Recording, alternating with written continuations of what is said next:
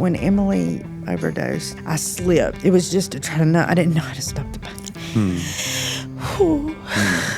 I mean, I'd lost my grandmother. I'd lost my dad. I had lost my children. It's all I ever had. And I literally made this statement. The only person that ever loved me unconditionally my entire life is now not here anymore. Let's be honest about recovery. The rewards, the challenges. Let's talk about our failures. We are flawed people, after all. Let's challenge the stigmas that weigh us down. Because while most of us are looked at, Few of us are seen. Let's talk about addiction. And how Christ overcomes our weaknesses. Because we are loved. because we are loved. Because we are loved. We are loved. We are Because loved. we are loved.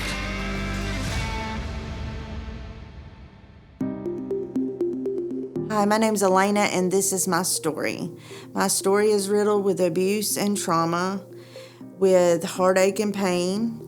I have excelled to the top academically and plummeted to the bottom personally. I've had everything and I've lost everything, and turned around and looked in the wake of my past and be nothing but destruction. And in that destruction, the Lord has came and picked up the pieces and strings and braid them together with Him in the middle to make a beautiful masterpiece. Hey there, and welcome back to Jesus Loves Addicts. My name's Kathryn. This is Paul, just in case you haven't caught it. Today we have the privilege of interviewing Alana Sanders. Alana and her husband Anthony have 5 children in their blended family. Every podcast is special to me, but Alana's is special because her sister Emily was a dear friend of mine. This is going to be the first time that I actually get to hear her full story, and I'm really looking forward to it. Alana, thank you for coming. Thanks for having me. You can't start that yet. I know. So I don't know if you've had a chance to watch any. Okay, you'll basically just tell us your story from the beginning. Okay. So I grew up in a home that I was taken to church. I mean, we went every Sunday morning. We went every Sunday night. We went every Wednesday night. I was at every gospel meeting. I was at every, vacation Bible school, Maywood Christian camp. It was a dysfunctional home. My father left when I was 5. My stepfather was quite a bit younger than my mother, so he was abusive. So my sister and I watched him beat my mother. And, choke her until she couldn't breathe, different things. I mean, he got better, and he's not that person today, but he was then. And so it made an impact on was he me. Involved in drugs and alcohol? Not that I know of at the time. Now he's, just his personality. It was just who he was. I think his father was extremely abusive, and so it kind of, bled down. Yeah. So I was always fearful.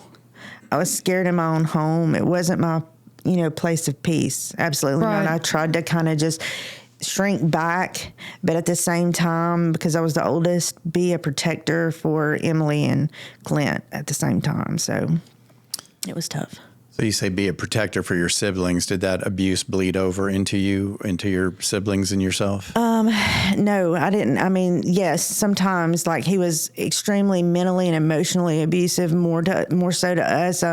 He did abuse us some. It was more or less like throwing things at our head or cussing us out. I watched him, whip Clint a little bit too hard for a 12-month-old, but it was just I didn't want my friends to come over. It was not it just wasn't Wasn't where you wanted to invite wasn't where I anybody wanted to invite into. anybody. I hated it that my mother was going through it. She was trying to keep the family together. I mean, the church we went to didn't really believe in divorce, and so she tried to get him on the right path. And what actually happened was we started going to church, and he became extremely religious abusive. And I don't know if you know what that means, but it was extreme. It was extreme. It was just one to the other. form of control. Absolutely.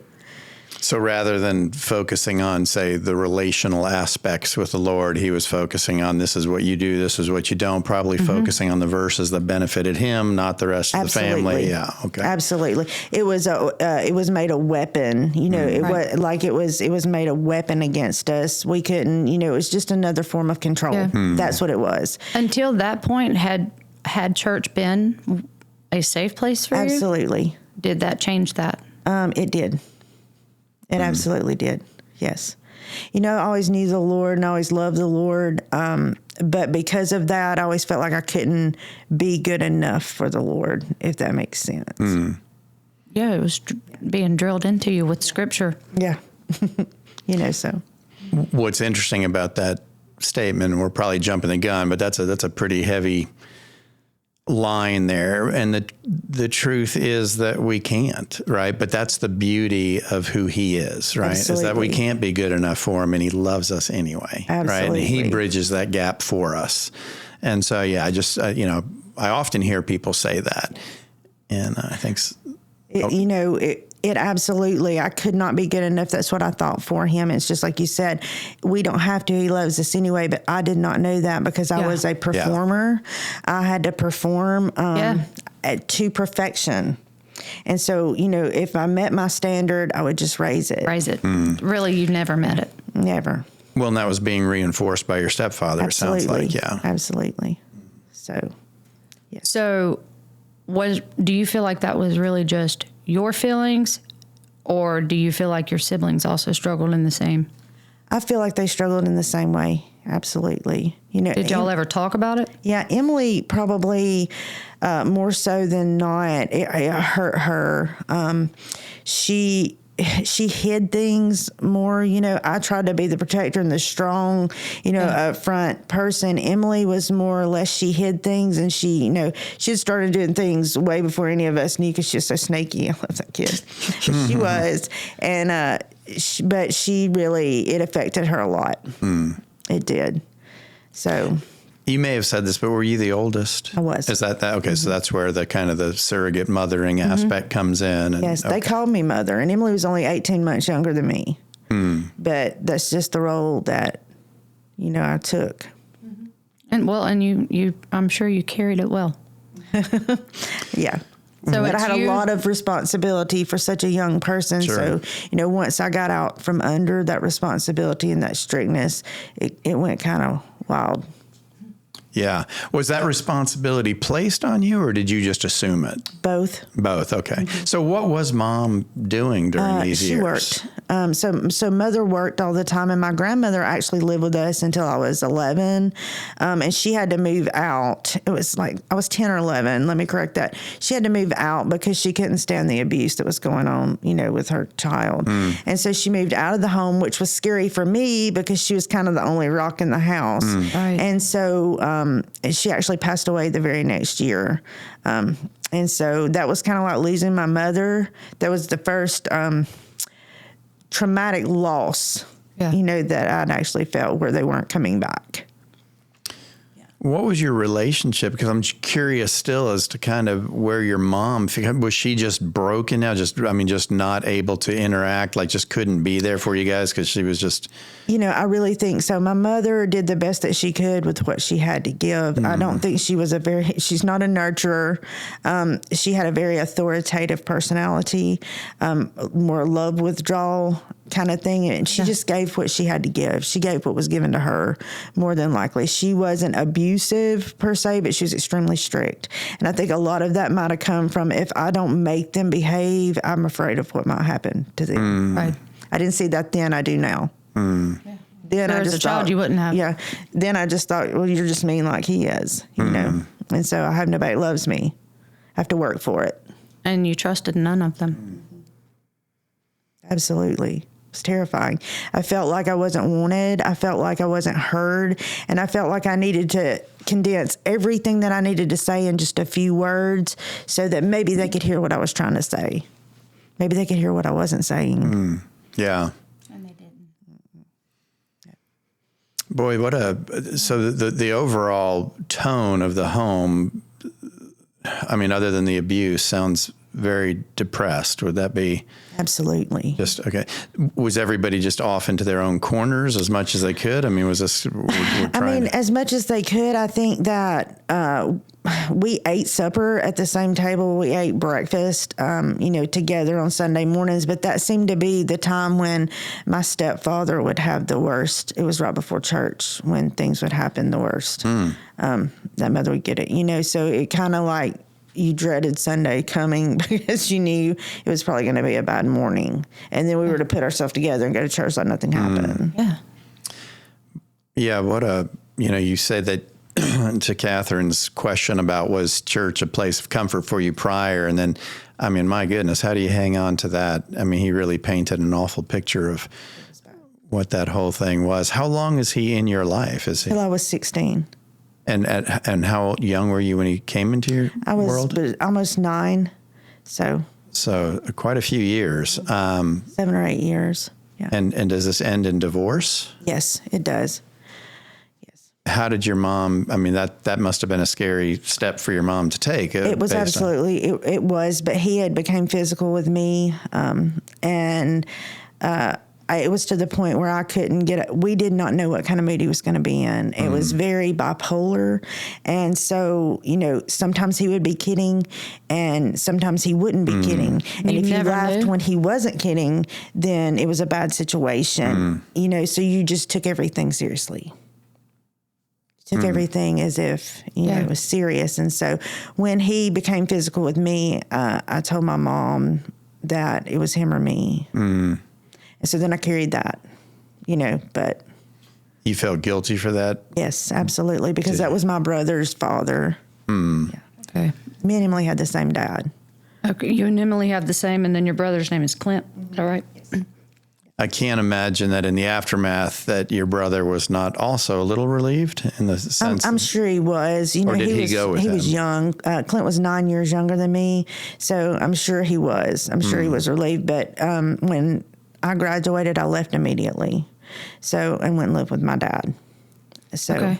And your dad, so I had actually written that down to ask. Your dad left y'all originally when you were how old? I was 5. Okay, but did you see him during this time? I don't remember a whole lot about my childhood. I do remember Mother and Daddy fighting.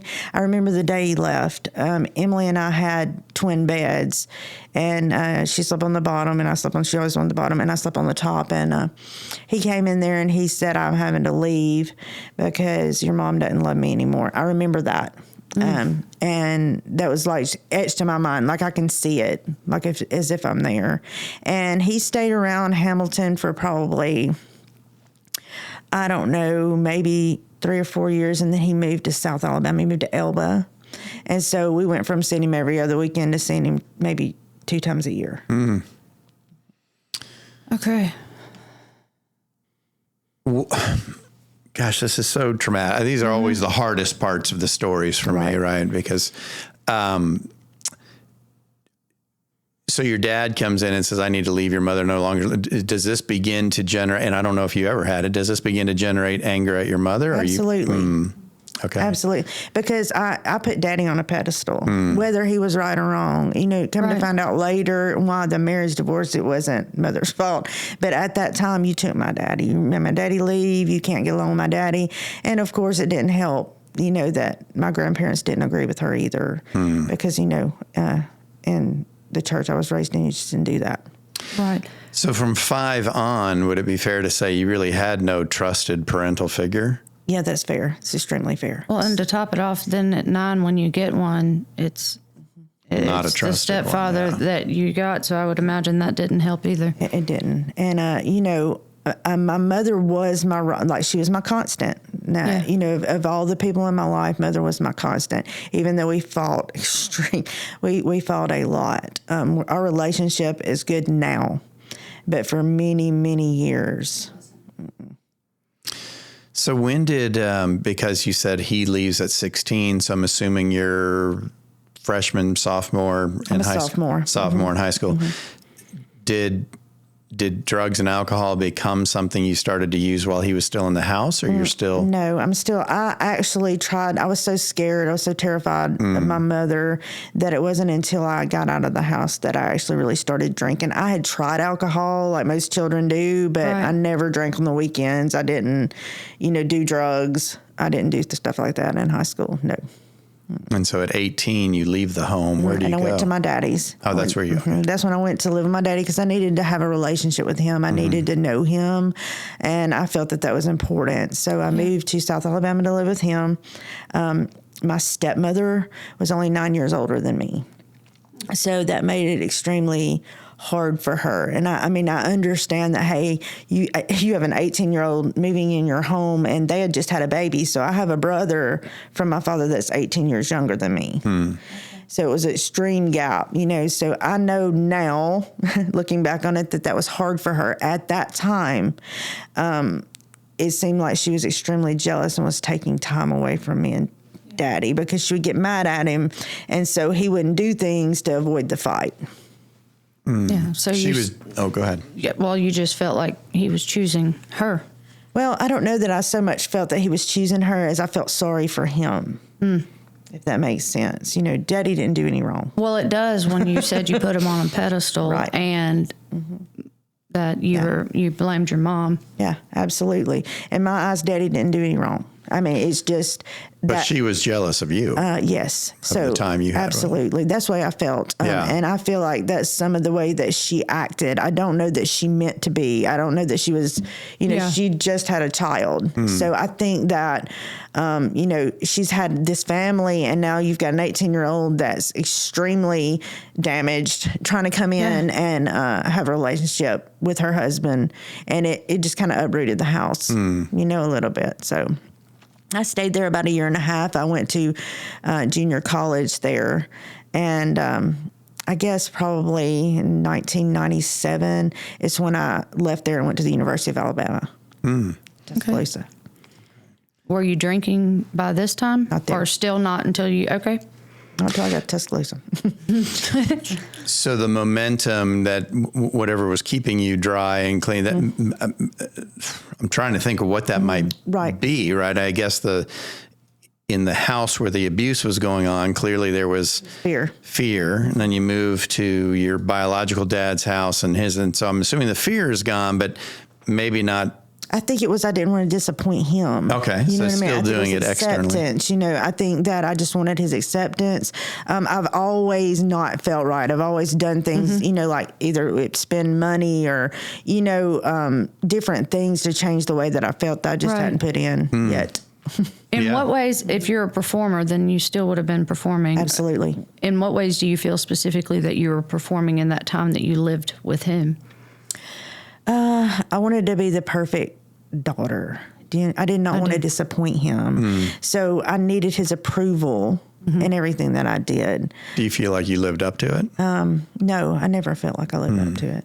I never felt like I lived up to what I should have been, if that makes sense. Well, and it doesn't sound like they told you that these. No, this was me. This was, so you weren't going.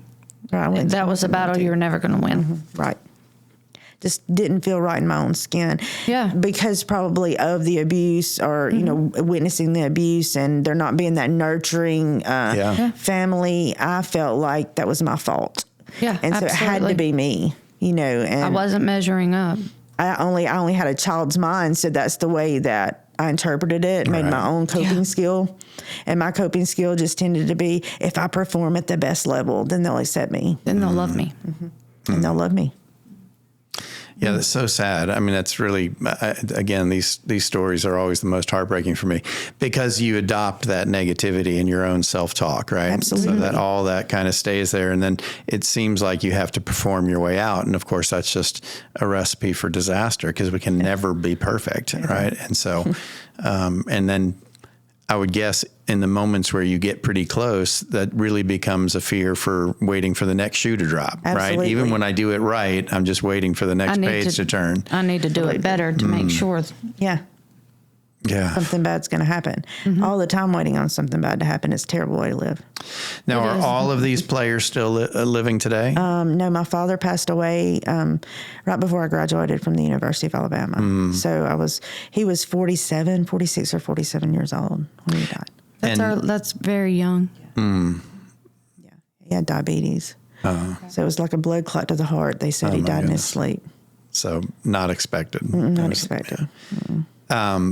Nobody and none of these people though were drinking or using anything. There was nothing of that being modeled. Okay.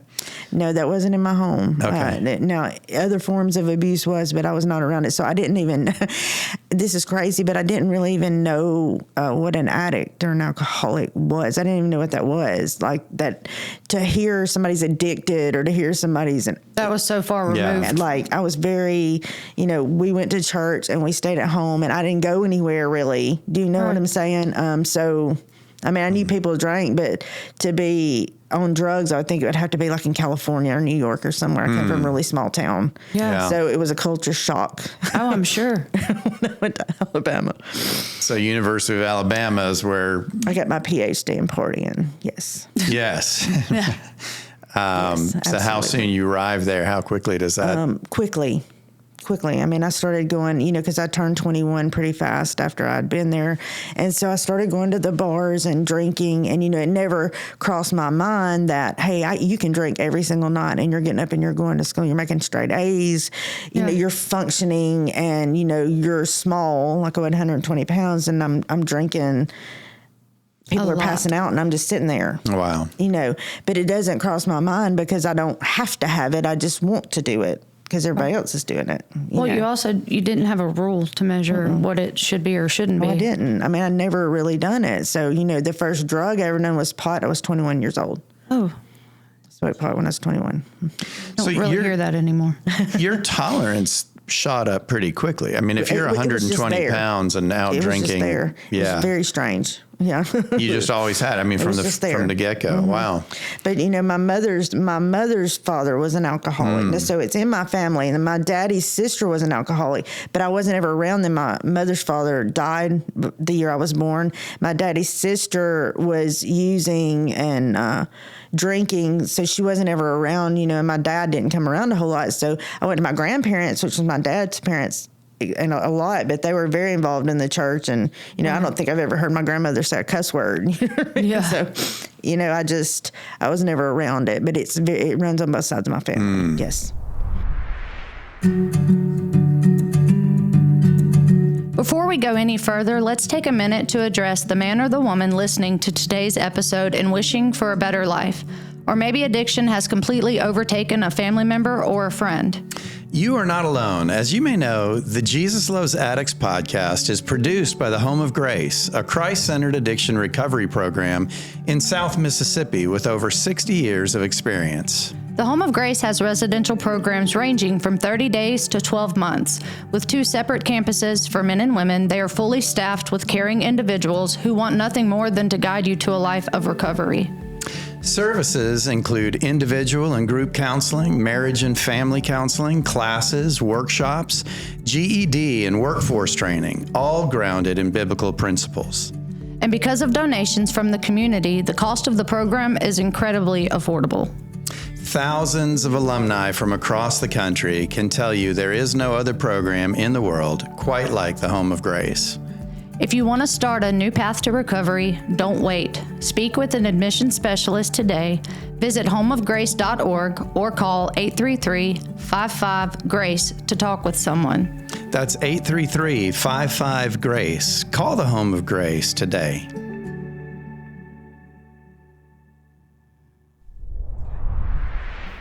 Wow. So give us some insight into the college years, because there's more. So I partied a lot. I went to school.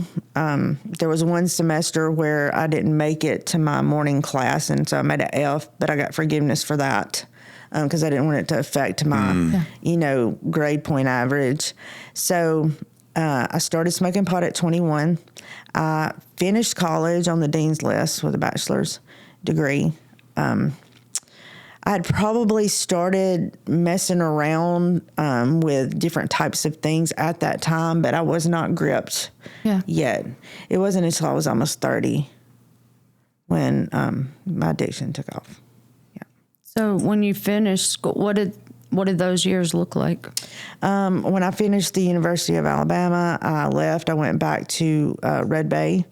Hamilton, Red Bay area. I was working for a dentist at the time. I got pregnant with my daughter, Madison, my oldest. Okay. And so you're in a relationship? Yeah, sort of. Okay. Yeah. Sort of, kind of. So, yeah. And I got pregnant with Madison. And which is my oldest.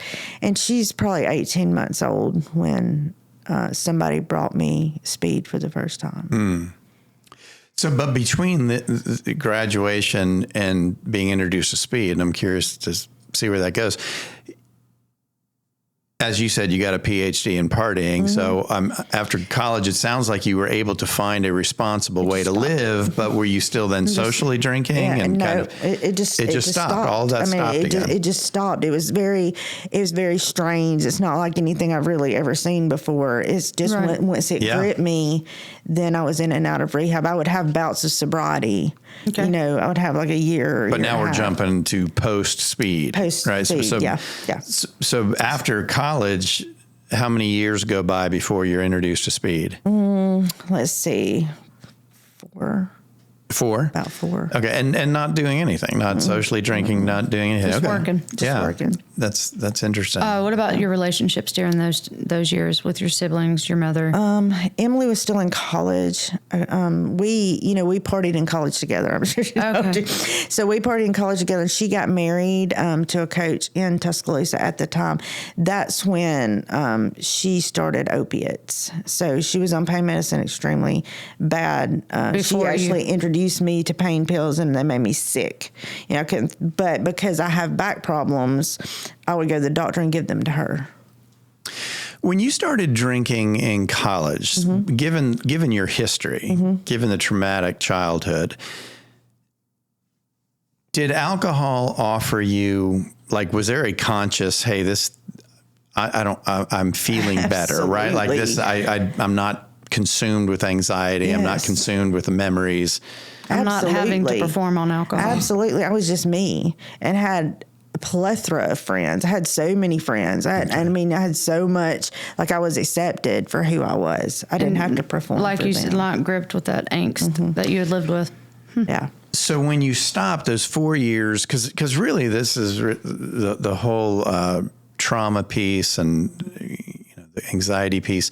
When you stopped for those 4 years post-college before you introduced to speed, did some of that angst come back? I was on medication. You were on medication. So I took Zoloft and Klonopin for that. Okay. So I was on medication. I did not abuse them, but I took them for that. Okay. But Klonopin is a mood-altering medication. So there's something in the background. There's something in the background, even though I don't recognize it yet. Right. Gotcha. Now, I know that I still don't get that Emily is in a bad way. Do you understand what I'm saying? Like, me and her have severe scoliosis. She did, and I have it. And so, doctors would give us, we could get whatever we wanted. It was just that bad. And but if you really didn't have any understanding or awareness of addiction and what that looks like, and you still didn't, you were drinking and you were able to put it down. Absolutely. How would you know what to look for in Emily? I wouldn't. I really wouldn't. I didn't, and when she would call and say, hey, I need pain medication, she would say it was for her husband. And, I need pain medication, can you go to the doctor and tell him that you're hurting? And I would. I didn't know that was enabling. You know what I mean? She was my little sister. I did what I did what she needed me to do. And so that I didn't realize what I was doing. When did her use start? Way before mine. So all this time when you're not using, she started in high school. Yeah, her drinking and drugging started in high school. Nobody knew that but me because I kept it hid from her. Nobody knew that but me. So you knew, but you helped keep the secret. Absolutely. Okay. And she felt like she had told someone by telling you. Yeah. Right. So she wasn't really keeping it a secret either. Elena knows. So absolutely, yes. Absolutely. I'm not to say that I did not party. I partied and I partied hard, but I was just able to walk away from it. Right. Until you couldn't. Until I couldn't. Yeah. Yeah. So a lot of emotion attached to your sister's use. Absolutely, because she overdosed, yeah. When did that take place? June of 2017. And I'm sorry, I don't know your story. I know okay. Kathryn does. Did a lethal overdose? Yes. And so you lost your sister to the addiction. Yes. Okay. Yes. And blame myself. And blamed yourself. Do you still? No, not so much. I mean, I still have the pain of it all. It's hindsight's 2020. Right. You know what I mean? When I look back and I'm like, God, if I'd have just known. Yes. You know, if I'd have just known, but I didn't. Yeah. You know, I didn't at the time. And later, we used together, you know, but at the time when she was younger and she was asking me to get the pain medication. You did not know. I didn't. I didn't know what the monster that was coming. Yeah. Absolutely. Well, again, I feel like we're kind of jumping, but I just that breaks my heart too. I mean, I hope you have found a place to forgive yourself, because ultimately, as you've learned, I'm assuming in your own addiction, we have to take responsibility for that. And so absolutely, there's no doubt in my mind that you loved your sister, and that even if mistakenly in some of our behaviors, your motive was pure, and that's all we have to operate on, right? We can only, that's why enabling, as you were talking about in codependency, is such a necessary disorder to look at, because it's well intentioned, but it is literally prolonging the illness for the people we're trying to help. But so I appreciate it. What did that time look like for you? I mean, did that dive you headlong into when that happened to Emily? I hadn't been in recovery. I actually got Emily into the Home of Grace for women. I was working at a detox, but I had started using the over-the-counter stuff at the gas stations. So let's back up. So I didn't realize we were that far ahead, that you've already had a treatment. So let's go back to this person giving you speed. Right? Yes. So when Madison was like 18 months old, I think you said. Yes, Madison was 18 months old. And so I had already went to rehab before this for the pain medication that the doctors had given me, not because I was abusing them, but because I tried to stop and I couldn't stop taking them. And so I was advised, hey, go to Bradford and they'll help you come out, because it was strong, it was on Oxycontins. So it was extremely strong medication. Yeah. And so they said, go to Bradford and get off of it. So even at Bradford, when they're trying to tell me, you got a problem, you know what I mean? If in your mind, you think you can't live without these drugs. And I'm like, no, I just need them out of my system. Yeah, I'll be fine. You know, I just need these out of my system and I'll be okay. Well, that was a whole setup, you know. And I did not take the advice and go on, because I wanted to get back to Madison, which was a terrible hindsight's 2020 mistake. So why? I lost her. I lost Madison. She's not dead, but I lost custody of Madison. Never got it back. Because of addiction. The pain, the addiction to the pain? No, because of when I got out of that, it was speed. And then you went, so this is where speed gets introduced. You go back, you get involved with that, and you lose custody of your daughter. Yes, and should have. I did not want her around. I did not fight for her because I knew that she didn't need to be around me. Which made it even worse, because when you lose your child, I think that we use that as an excuse sometimes. I'm not saying it's an excuse, it really hurts, but it's hard to pull yourself up out of it, because you just... What am I fighting for? Right. So, absolutely. So Madison's your oldest daughter. Yes. You started using speed when she was 18 months old. How quickly did that take off for you, though? Right then. Immediately. Right then. And you weren't married, or you were married? Different. No, I wasn't married yet. Okay. And there was never a prescription version of this. Somebody is giving you, so it's right to the street version of absolutely. this. Somebody came over to mine and Madison's daddy's house and brought it and said, hey, try this. And I mean, I'd tried things in the past before. And been fine. You know, I'll try it. And it changed things. Yeah. It changed things. Now, was Madison's father also using? No. No. Okay. No. Just brought it to you. So you lost custody. Sorry, this question is that because you say you never got it back again, but you're still in her life, or you do? Oh, absolutely. Now, yes. Now, but there were years that you were not. I was not. Okay. Yes. Okay. Absolutely. So when you leave from getting off of the pain medication, you go back to your home. Husband is still there, or he's already gone? Well, this is, when I come back from that, this is Madison's dad, so we're not married. We just live together. Okay, so he's still there, though? Yes, he's still there. Okay. He's still there, and Madison is there. And then when I'm introduced to the speed, I took off. Like you left? I come back in and out, and he let me because he loved me. But He knew that this... cocaine was difficult for me to come off of. Yeah, he knew that this was a huge problem immediately. Immediately, yeah. But he still enabled me. He gave me money every day to do it because he didn't want to lose me. You know, so I mean, he's feeding me money, and what he's not feeding me, I'm taking. Right. So, you know, because the cocaine gripped me quick. Yes. Okay. You know, I wanted to ask you a question about, so even during the years when there's no use, is there a relationship addiction happening for you? Absolutely. Are you bouncing relationship to relationship? So there is something. I'm always doing something to change the way I feel. Okay. Yes. Okay. So there's the, because it's very, so because it made sense. I'm spending way too much money. I'm buying things that I don't need. You're always feeding it. Yeah, it just wasn't always substance. Right. There you go. That does make more sense. Yeah. Yes. Okay. Yes. And if you don't mind me asking, based now that we know that that's part of it, you go back, you have this family.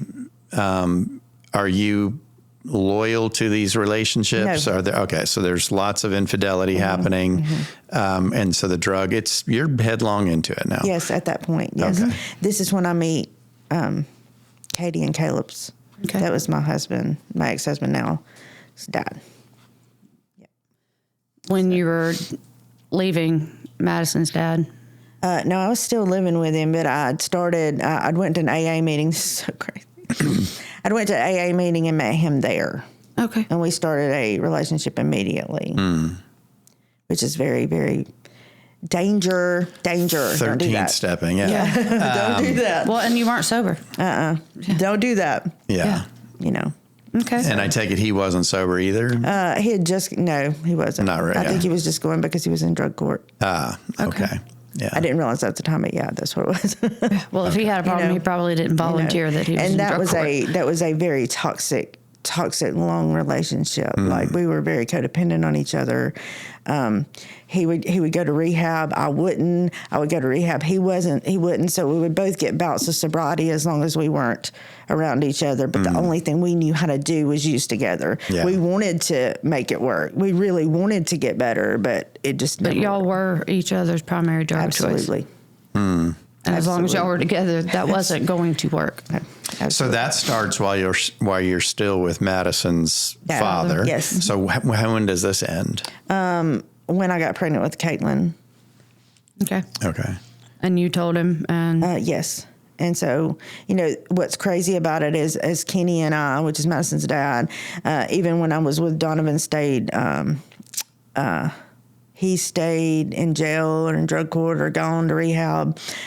We were never together, even though we were married. We just never got to spend a lot of time together. When we did, it was crazy. So Kenny was a part of my life for a long time, you know. Okay. Because of Madison, mainly. Now he can't stand me, Ben. You know what I mean? so you married Donovan, yes. Okay. Yeah. Before Caitlin was born or after? It was after, right after. Like she was a baby. Okay. And his father was a minister, so he married us. Okay. So it's interesting. So you marry the man whose life and your life with him has been chaotic from the get-go. Absolutely.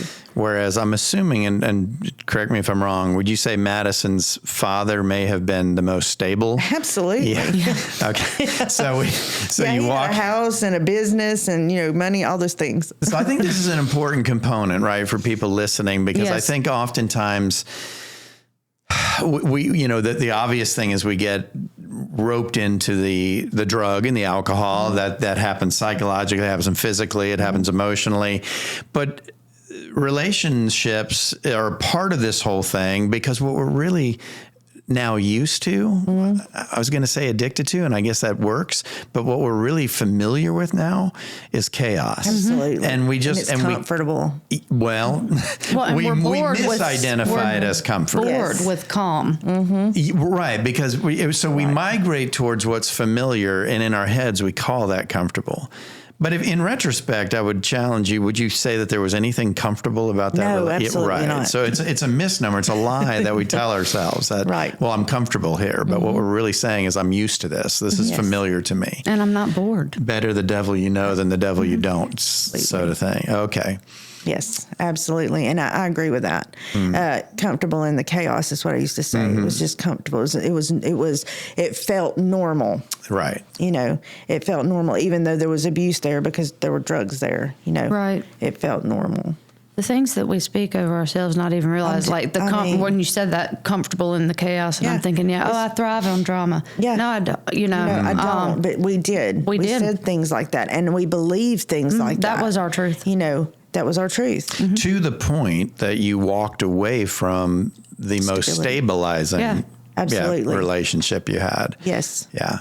Because we don't feel, right? You're crawling out of your skin there because that doesn't feel familiar. It doesn't. It was very, now hindsight's 2020. Look back, it's like, that was so stupid. But, at the time, that felt weird to me. Right. Why are you being nice to me? Well, when you look at your growing up years and never feeling safe and it being on eggshells and never knowing what you're going to get, comfortable, steady, and not, basically you couldn't trust it. And I'd rather go ahead and throw a wrench in it than to wait for the other shoe to drop. Exactly. I'm going to reject you before you reject me. Yep. I know what's coming. I don't know when, but I'll show you. Yeah. So even sabotage, self-sabotage becomes a form of control, right? Absolutely. I can control that. At least I know that. Okay. It's my choice, not yours. Yeah. Yes. So. Absolutely. All right. So you dive headlong into this really dysfunctional relationship, right? A marriage made in hell. Yeah. Right.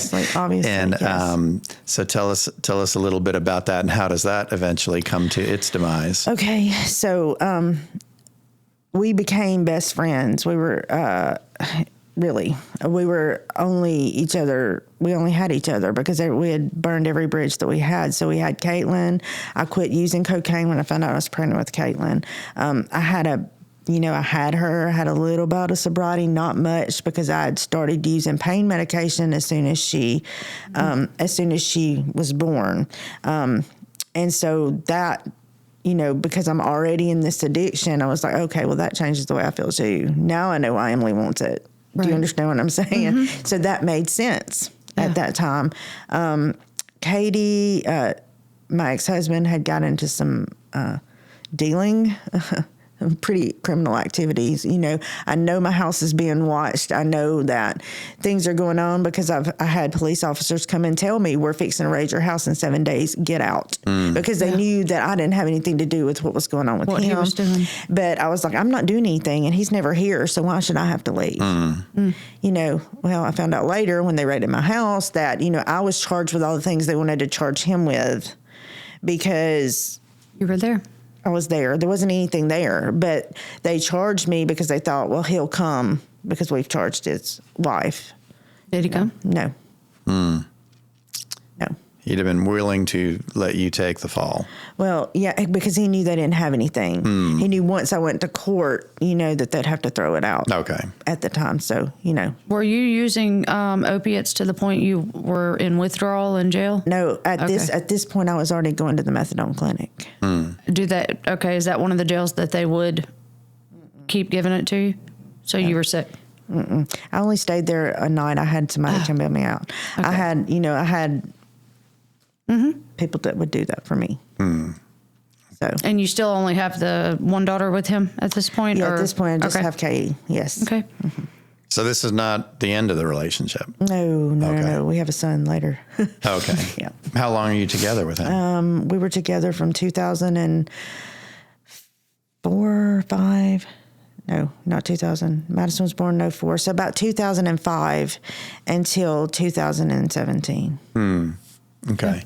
So on and off. Just to check in on the other side of the story, what we like to do. So early childhood, church, a comfort zone, abusive stepdad steps in, totally redefines what that looks like for you. And now you're stepping away from it. At this time in your life, as you're spiraling more and more into this chaos, is there a thought at all going toward a God in heaven? Are you praying for help? Are you further away now than you ever have been? What's going on in this? I am praying for help. It was almost like, please, I don't know what to do. I couldn't stop. I was completely out of control. And you knew it. And I knew it. And I'd already lost Madison. You know what I mean? And now here's my second child that, of course, they took when they raided the house. That has went into the DHR system. So I went to rehab again at that point, waiting for court to come up. And I was in rehab probably almost 2 years. You went to treatment for 2 years? Yeah, well, okay. I was in a halfway house. Okay. So, yeah, I worked and lived at the halfway house and then left the halfway house and moved in with one of the house mothers that was from there. Okay. And then now, did you remain sober in that halfway house? Or you did? Okay. Mm-hmm. Yes. Okay. For 2 years. As long as I was working a program and around people that I wasn't around him. Mm-hmm. Yeah. Okay. He's who I used with. I didn't have a lot of using partners. He was who I used with, and Emily, So where was Emily when you were there for 2 years? She was at home using. All right. She didn't get, Emily was very more sneaky about it because she was married to a police officer. You know what I mean? If I was out there. Well, there was no reason for you to be sneaky. There was no reason for me to be sneaky about it. Y'all know that I've got a problem, and here I am. Yeah. Well, and your husband My husband was, it. and he was out there, and his grandfather could get him out of it near about anything. So you leave the halfway house, I'm guessing, get back with Donovan. Yes, I did. And you're using? I left the halfway house. Let me think of when this was. It was probably 2010. Okay. Let me think of what happened, girls, so much. So I left there, and I came back to Hamilton. That's where Emily and all them live. And me and Donovan had started talking, but I think he was still in the halfway house at that time. So we weren't together, but I'd started talking to him. And I stayed with Mom for a little bit. I think I was dabbling in, I want to go get, a couple of Lorsets. I want to go get, whatever I could find to change the way that I felt. Well, when you're staying with Mom, are you under the same roof now as your sister? Is she there? No. Oh, no, she's married. That's married. right, to a police officer, interestingly enough. Okay. Yeah. Correct. All right. Yeah, she was. She has a good husband. She did. She did. And mine was kind of out there, and so I just went out there with him, and me and Emily had a pact that she would take care of my children as long as I would take the blame for anything that she did. So I did. So there was a lot of things that she took and did that I said, no, it was me. Oh, well, now that's what an interesting pact.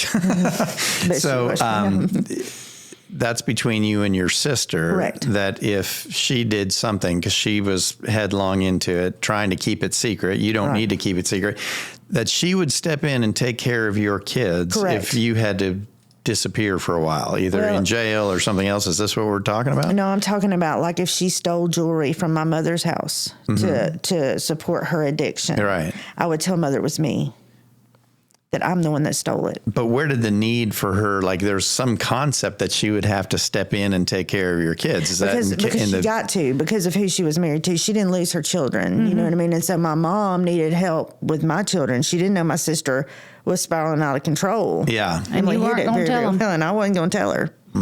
Because I knew as long as Emily could see my kids, then I would hear from them or get pictures or, things like that. Because Mother was very, very adamant that you're not going to see him as long as you're with him. Okay. Did your mom get Madison? Okay. All right. So Madison and Caitlin were at least able to see each other? They were. Okay. All right. Okay. They were. I see.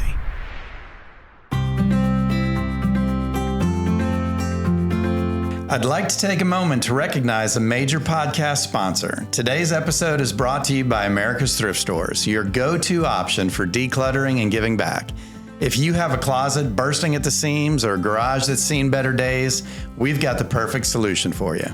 That's right. America's Thrift Stores makes it easy to clear out the clutter and make a positive impact in your community. Whether you're cleaning out your wardrobe, downsizing your living space, or just looking to give back, America's Thrift Stores has you covered. And here's the best part. You've got options. Schedule a hassle-free home pickup, drop off your items at one of their convenient donation sites, or swing by an America's Thrift Store to donate in person. No matter which way you choose, you're making a difference. Absolutely. Every donation you make to America's Thrift Stores directly benefits charities in your area, such as the Home of Grace and other fantastic organizations dedicated to helping those in need. For example, donations made to America's Thrift Stores in southern Mississippi help the Home of Grace provide support and assistance to individuals facing drug and alcohol addiction. Your contributions make a real impact on their mission to provide freedom from addiction through Christ-centered recovery. So not only are you decluttering your life, but you're also helping build a stronger and more supportive community. It's truly a double blessing. So what are you waiting for? Clean out that closet, clear out that garage, and make a positive difference in your community by donating to America's Thrift Stores. Visit America's Thrift Stores online to schedule a home pickup, locate a donation site near you, or get directions to one of their store locations. America's Thrift Stores, where giving back never goes out of style.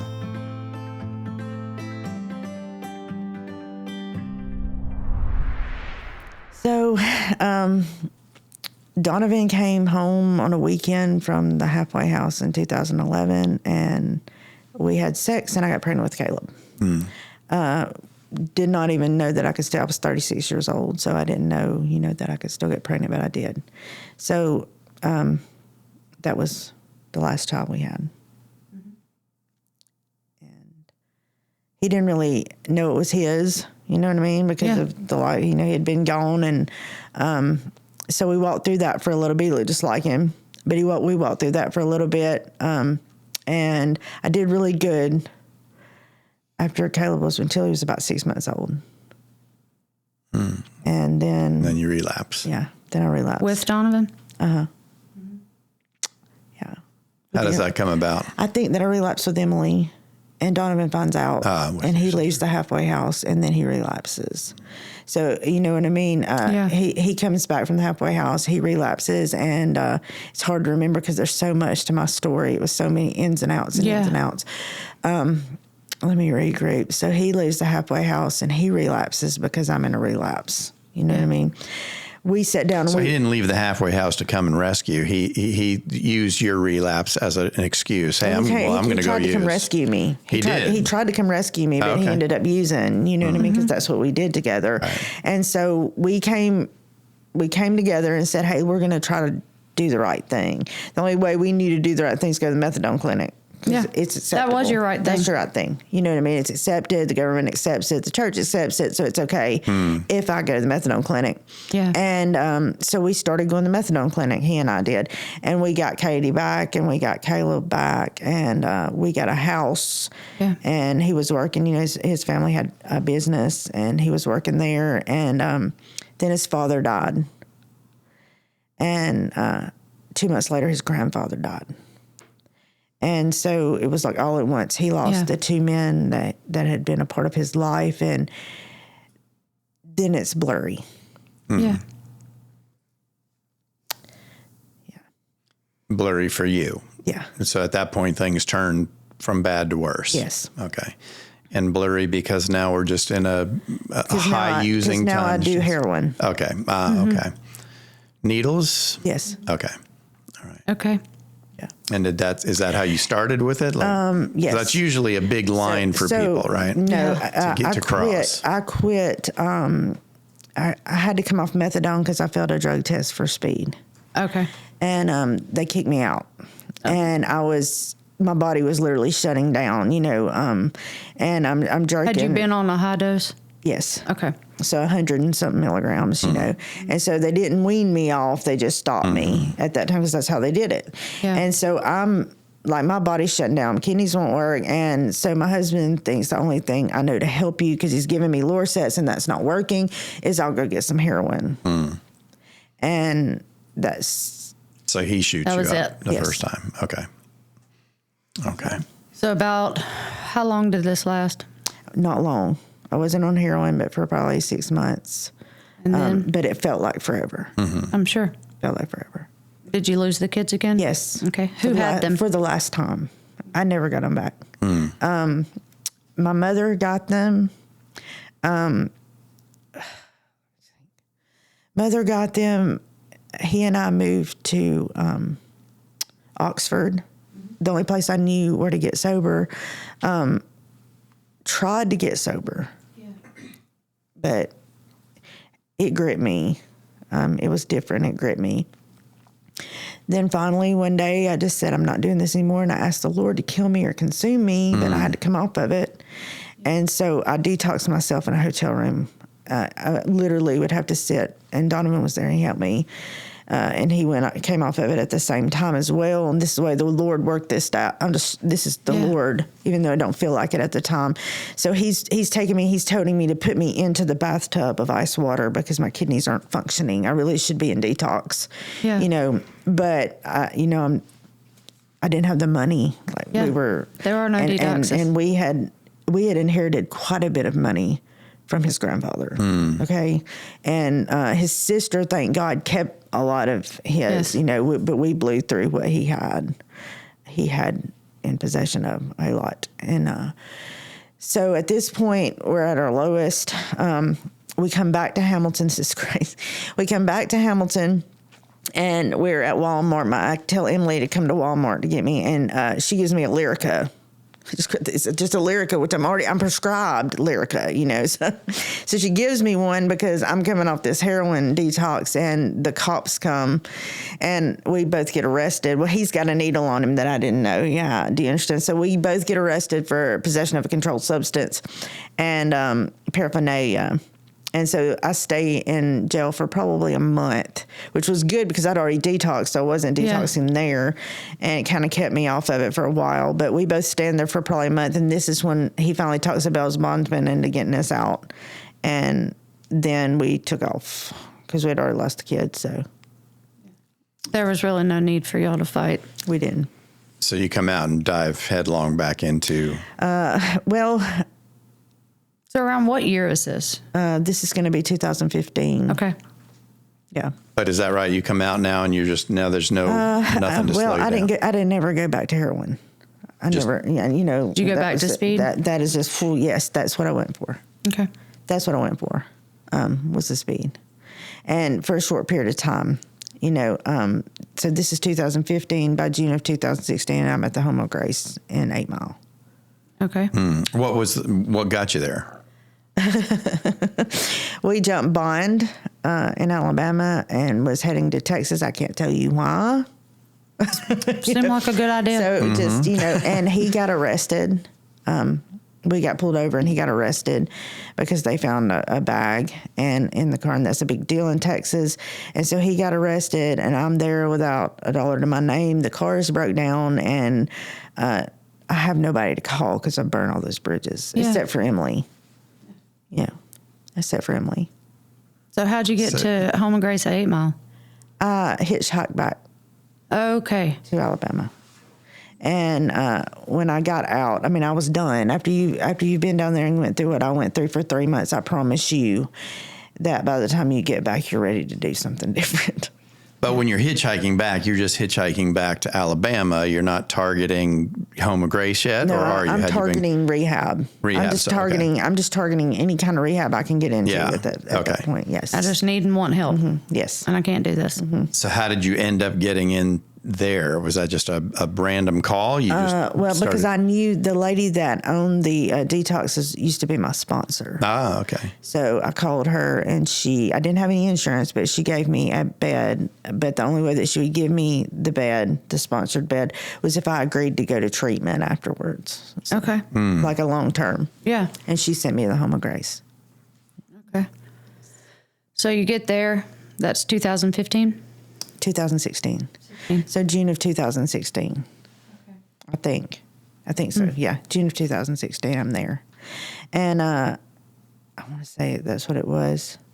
Maybe I'm wrong. No, I'm right.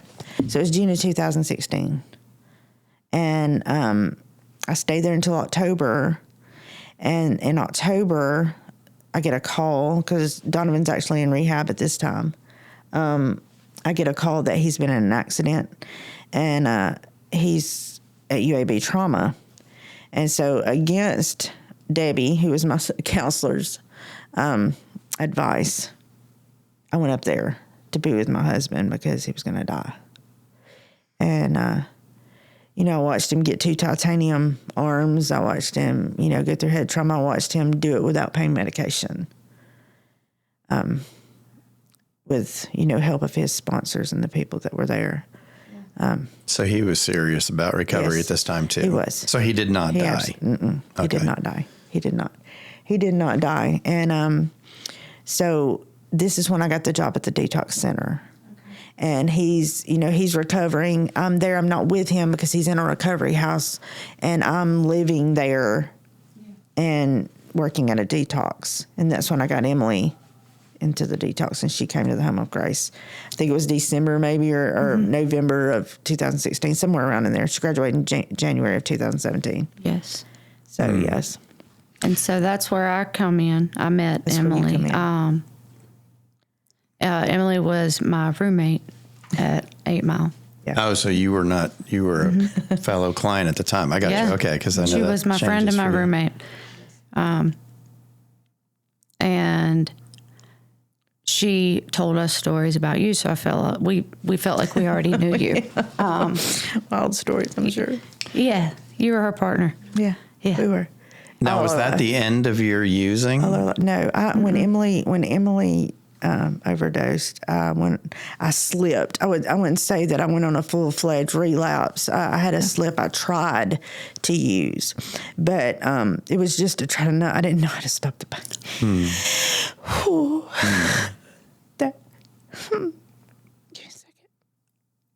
Emily graduated in January of 2017 and died 6 months later. Less than 6 months later. Yeah. 5. So that one took the breath out of me. Yeah. I mean, I lost my grandmother, I lost my dad, I had lost my children. But they weren't dead, but when Emily overdosed, that one took the breath out of me. She's all I ever had. And I literally made this statement. The only person that ever loved me unconditionally my entire life is now not here anymore. Yeah. Well, what a perfect storm for your own negative self-talk, right? Because not only are you grieving your sister, whom you clearly loved very much, but you are just guns a-blazing at yourself because you're taking on the guilt, you're blaming yourself. Absolutely. So just tons of self-loathing in this moment. Absolutely. Yeah. There was a lot of it. And I tried, like I said, to, and this is when Donovan got out of rehab and we tried to make a go of it together. We couldn't. We didn't have anywhere to go. He kind of went full-fledged into it. I could not get high. It was like, it didn't matter what I did. I couldn't. It wouldn't affect me. I don't know if it was the emotional trauma. I don't know if it was just the Lord protecting me, but it was just, I just didn't belong there anymore. You know what I mean? I had been through the Home of Grace and I had really gotten a relationship with the Lord. Right. So I did not feel like I belonged there anymore. But an emotional breakdown, yes, I had one. Not just for her, for me missing her. She was my best friend. We did everything together. We did everything together. And it was just gone. And, I was aching for her children. I was aching for my children. And I couldn't be there because, at this time my brother had taken them into his house. And so we buried Emily in June, and I found out my children were adopted in August on Facebook. Adopted by? My brother. Oh, okay. Yeah. Yep. So still within your orbit, just correct. Your family is protecting them. They're protecting, and as they should have. Okay. Right. As they should have. Yeah. So, Donovan and I made that last go of it, and I left him December of 2017, and that was it. That was it. I called Mary at the Home of Grace, and I said, if I don't come in there, I'm gonna die out here. And it wasn't because I was using. I just couldn't breathe. I was to the point where I just didn't want to live anymore. You were suicidal? Yes. And so I had to go back in there because when you left Donovan that last time, did you know that this is it, like absolutely. A separation? Do you feel like? I don't know that he felt that. He went hard for a couple of months after that before he got arrested, and then he, went into recovery, and he's still sober to this day as well. So, we just couldn't do it together. Yeah. Right. Which is painful in and of itself for both of us, that we couldn't get it right for the children. That was something. But, I wouldn't answer his calls, and I wouldn't answer his texts, and I wouldn't answer his letters. I told Harriet to make sure she kept that from me. Okay. Because I knew that was a weakness. Mm-hmm. Yeah. And I had to, with Emily being gone, that shook me to my core. I had to, those kids had to have somewhere to call if they needed me. And if I never got them back, then I would be there to answer that phone. For all 5 of them. Yours and hers. Yes, absolutely. Absolutely. And today you are in all of their lives. Yes. Yeah. I am.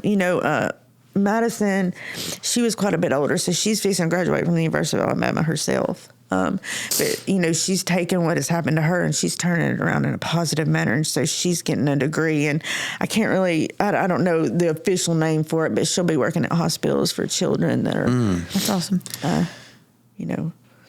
Have abusive social work type stuff. So what she'll be doing. What kind of, I'm sorry, go ahead. Well, no, I was just going to say, so you make some wise decisions to protect yourself from, your own temptation to reconnect to Donovan. But now, are you guys, is there any connection there now? Is there? Now we talk because of the children. Okay. He's remarried and I am too. Okay. He's actually, only got a few months less than me, I think, in sobriety. Maybe half a year, I'm not sure. But he has remained sober. He actually has his own business. He has a halfway house, a faith-based halfway house for men. Him and his wife do. So he in too North went Mississippi. Through a faith-based and came to Christ. Okay. Yes, he did. Okay. He went through a faith-based in North Alabama and came to the Lord and grew in the Lord, met his wife and got married. They moved over to North Mississippi. He finished, getting what he needed to get, and he did well. That's so. Awesome. What was that piece like for you? Because you said, you had a genuine encounter. You genuinely came back to the Lord at the Home of Grace, even though there was an attempted, as you put it, relapse afterwards. It just didn't. It wasn't successful. What was that reconnection to God for you? What happened there? When I came in the Home of Grace that second time, as broken as I was, I was coming in for grief counseling as much as I don't want to, die. And I came in blazing that second time. I had people like, why are you here?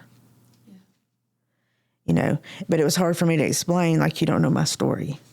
They were asking, why are you here, as if you didn't need it? As if I didn't need it. Because you were sober at the time. Mm-hmm. And because I was so on fire for the Lord. I was I want to get everything that I can get, because I told the Lord, if you'll get me back safely to Mobile, I will never look back. So interesting. So on fire for the Lord at this time that people were questioning, why are you even here? Yes. And yet so self-loathing at the same time. At the same time. So, okay. How have you rectified that? That's a big divide, right? How have you rectified? I had a lot of counseling, and Miss Harriet was a phenomenal grief counselor, and I sought the Lord. I was not going to leave until I got the healing that I needed, the mourning that I needed to get done for Emily, and to know, to begin to put the pieces back together of that, I'm accepted in Him, that He accepts me and He loves me unconditionally, things I did not know. And that you were always more than enough and you did not have to perform. Right, that I did not have to perform. Yes, even though I still tried to perform. To this day? Probably some. I appreciate that honesty. Probably some at work. I like to do things of excellence. And some people are like, of course, your boss would say, well, that's a good quality. Not if it makes you sick. Yeah. Well, so performance is one of those things that can be a good quality if we can compartmentalize it, right? We are to perform at work. That's a legitimate place where you probably need to perform, right? So that's, it's kind of like codependency, since we talked about it, right? If you were to list the characteristics of codependency on a board, people would look at you like you were crazy to say that's a disorder. Well, that's stuff we look for in people. Right. Well, the problem is, there's no balance to that life, right? Absolutely. It's somebody whose energy is constantly going outward and they never get refilled. It's the lack of balance, right? So performance is not in and of itself a bad thing unless I begin to hang my identity on it. I'm only as good as I perform. Now I got a problem because I'm not always going to perform well. I'm human, right? So you have found that balance. Is that? Yes, I'm getting there. You're getting there. I still have I can still have times where if I make a mistake that I didn't mean to, like everybody makes mistakes, but if I make a mistake at work, say I didn't put the right number in, or the self-talk would start. It wouldn't be conscious. I'll have to literally go, wait just a minute, that's not okay to myself. You know what I mean? But I have a very strong support system in Mobile, extremely strong support system in Mobile, Alabama, where I can call and say, hey, this is going on with me, or, and just be able to talk it out. And, I do see a therapist sometimes, you know what I mean? I do see that as well. Sure. With my spiritual parents and my pastors and, different things that have going on. But my daughter, Katie, did come live with me for 2 years, and now she's living with her dad because that's something that she needed, for her healing. Yeah. And I'm grateful to my brother for allowing that. Is there a verse that you hang on to? Is there some verse that became your lifeline? Romans 8:28. I can do all things. No, therefore I know that all things work together for the good of those that love God and are the called according to His purpose. Amen. Absolutely. Can I offer you another one? Yes. Yes. No, I love that. But there's another one that I think for you it works well. I can't quote. The verse I know, the story I know, where it is. You'll have to look for that. But it's the Pharisees are trying to trap Jesus and find a reason to arrest him, right? And so they come up and they ask him, I think what's the first and great commandment? That's how they're going to try and trip him up. The first part of his answer settles that desire for them, right? Okay, he says to love the Lord your God with all your heart, mind, and soul. That's the first part. That's what they were looking for. But then, as he always did, he goes one step beyond that to where their hearts were troubled. And he goes on and he says, and the second is like it. Love your neighbor as yourself. Yeah, to love your neighbor as what? As yourself. Right. That's why I want to offer that to you, right? My guess is you're probably very good, right? I know you do service work, you do some things like that. You're probably very good at loving others. But we're called to love others as we love ourselves, right? That's the other side of that. And it's a very humble love. It's recognizing that we are a broken piece of glass, just like the people we're extending mercy and grace to, right? Yes. I too am broken, but under the, worthy of His love, because He makes me worthy, right? Not because I am worthy, but because He says it. Boy, we can do a whole podcast just on that one. So that's a great one. but yeah, I hope you will receive that because absolutely. And I find too, I think that it's a journey. It's not a destination. Yeah. This walk, that the Lord has been so faithful into whenever I try to get into codependency or, different things that, a life of what I've come out of has been or caused me to be in a comfortable rut, that He'll make that uncomfortable.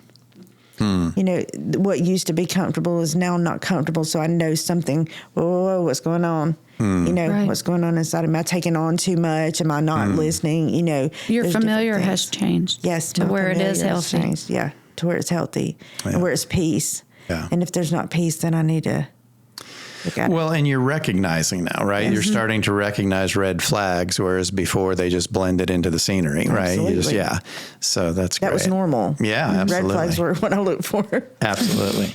What is that? It is I've seen it, and it was funny because I laugh at it. It's a meme on social media about unhealthy relationships, and I laugh because that was once my life, and it was like the monkey sitting there and he looked so sad, and they said, well, the therapist says, what's the big deal? I mean, didn't you see the red flags? And the monkey's like, I did, but I thought it was a carnival. Yeah. You know? And that was my life. Yeah. Like, and I'm like, oh, thank you, Lord, that I don't live there. Yes, absolutely. You know, Elena, if I could, just kind of wrapping this up, there's a verse that just came to mind about, it says, the heart is deceitful above all things, who can know it, right? And at some point, we have to submit to that, right? Our feelings are not the end all be all. Right. I know that sounds very anti-social worky to say, but the truth is they are not our gods. Our feelings are simply road signs. That's right. Right? They just tell us where we're at. They give me information. But that information needs to be heeded, right? And so the problem when you're raised in chaos and raised in pain is, as we were just saying, those red flags get blended into the scenery. And so I want to just say for anybody who might be listening to pay attention, right? I almost said trust. That's not necessarily the right word. Pay attention, though, to the discomfort you feel, and ask questions around it, right? Don't let it blend into the scenery, right? That there's two things going on there, in my humble opinion. One is that we have feelings, and so those feelings are coming up, those feelings of discomfort. The other is God speaks to us in a still, small voice, and sometimes what you may be feeling is the conviction of the Holy Spirit. And so I want to thank you, Elena, for being here and for really kind of speaking to that truth, right? Absolutely. And how you kind of came full circle. And if you found yourself where Elena did, in that place where she had burned all bridges, had to hitchhike back from a different state because there's no one to call. That's not the end of the road. If you will allow it to be, it is a very loud wake-up call. But wake up. Right? Wake up. That's another choice there, right? That Elena was brave enough to say that she was flirting with the idea of suicide. That's the crossroads you get to there. When all bridges are burned, you think of one of two things, right? Why am I even here? Or cry out, right? And that could be your wake up call. Wake up. There's hope, right? If Jesus Loves Addicts is about nothing at all, other than one thing, it's about recognizing that when all feels lost, it's not. you just haven't reached out to the right lifeline, and He's there. He's waiting for you. And so please, if you're in that position, use it as a wake-up call. If you know somebody in that position, help wake them up. Oh gosh, I'm getting to that's a long story. It's not your responsibility to wake them up. Throw them a lifeline. If they choose to ignore it, don't go where angels fear to tread, as they say. So I'm getting off track here, but what I do want you to know is that there is no hopeless moment. There are only hopeful moments if you will see them that way. And so we hope you see them that way. We love you. Jesus loves you. And until next time, hang in there and check us out at JesusLovesAddicts.com. We'd love to hear your comments and your stories. Take care. We'll see you next time.